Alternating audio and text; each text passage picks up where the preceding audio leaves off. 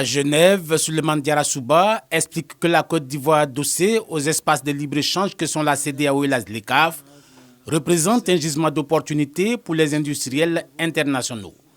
L'agriculture, l'industrie, les ressources naturelles, les énergies renouvelables et le tourisme sont de véritables créneaux à fort potentiel, le tout dans un environnement des affaires des plus favorables. Le défi pour nous, comme vous l'avez noté, c'est de voir comment créer de la valeur ajoutée, transformer prioritairement nos matières premières.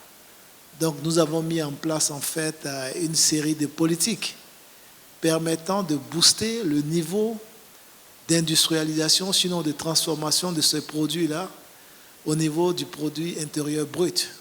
Dans l'optique d'une politique intégrée, cohérente et inclusive, les défis majeurs à adresser pour la Côte d'Ivoire tournent autour de la nécessité de résoudre les problématiques liées notamment à l'accès au financement, le renforcement des infrastructures socio-économiques de qualité, l'innovation technologique ainsi que le capital humain.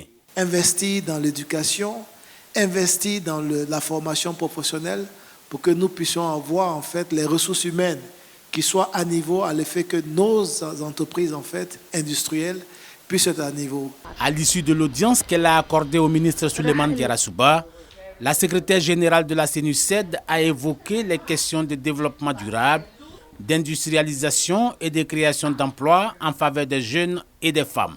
Nous envisageons désormais de coopérer dans le domaine numérique et aussi en termes de création de plus d'emplois qualifiés pour les jeunes, pour les femmes et pour avoir une croissance plus inclusive.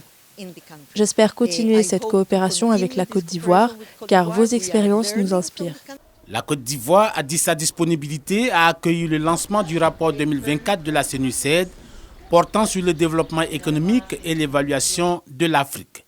Rebecca Grispan a également été invitée à se rendre à Abidjan afin de constater de visu toutes les transformations positives intervenues en Côte d'Ivoire ces dernières années.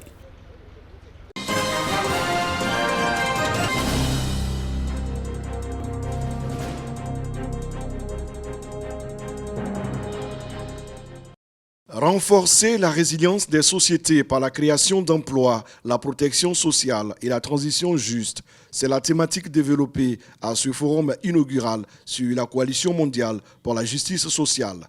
Réduire la pauvreté, les inégalités et les tensions sociales, telle est la vision du président Alassane Ouattara. Selon le ministre de l'Emploi et de la Protection sociale, la Côte d'Ivoire a adhéré à la Coalition mondiale pour la justice sociale en inscrivant au cœur de sa politique gouvernementale la création d'emplois décents, productifs et durables. En matière de protection sociale, le gouvernement a engagé d'importantes réformes visant à améliorer les conditions de vie des populations. Il s'agit notamment de l'instauration des filets sociaux qui ont permis, à travers des transferts monétaires, à plus de 200 000 ménages pauvres de développer des activités économiques et améliorer leurs revenus.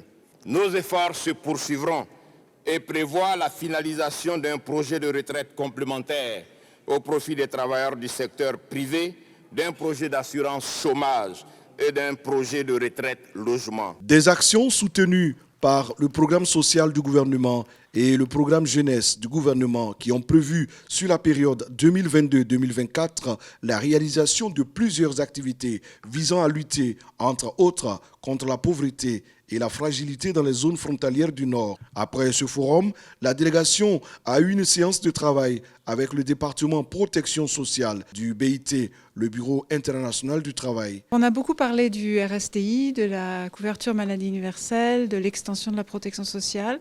On a parlé de la réforme des pensions de retraite, du financement aussi, de l'idée d'une loi de financement de la sécurité sociale. Pour nous, c'est extrêmement important que la protection sociale devienne effectivement universelle pour tous. Donc la couverture maladie universelle, en ce sens, c'est une avancée très importante. La conférence internationale du travail, réunion annuelle des 187 États membres de l'OIT, s'est tenue au Palais des Nations à Genève du 3 au 14 juin.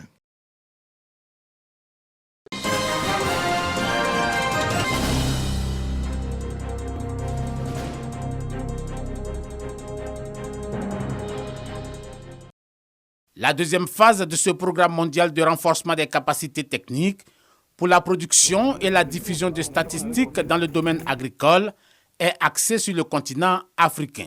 Le processus a permis à 27 pays bénéficiaires de combler le déficit lié à la disponibilité de statistiques régulières et de qualité. L'ensemble des besoins exprimés par les pays n'a pu être couvert durant cette deuxième phase.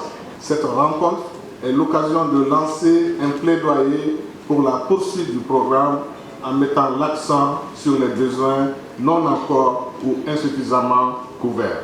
Toutes ces capacités techniques devraient générer des statistiques essentielles pour l'agriculture, en particulier pour la production de cultures vivrières directement impliquées dans l'atteinte de la sécurité alimentaire. Si au niveau de la Côte d'Ivoire, les progrès sont indéniables, à l'échelle de l'Afrique, les résultats restent mitigés.